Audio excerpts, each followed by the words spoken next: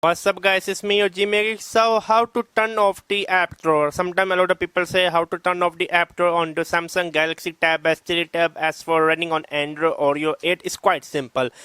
Go to the setting. Once you at setting, click the display, click the home screen, click the home screen layout, click the home screen only. Okay, let me apply. Nowadays no, you see all of my apps like become weird, but nowadays no like app drawer. I mean, this is how you turn it off. I mean, as you can see, literally everything is become like shh. I don't know what to say. I mean, I need to organize my apps again, sadly. Yeah, so this is how you do it. It's quite simple. It was me, Geek. Subscribe and bye.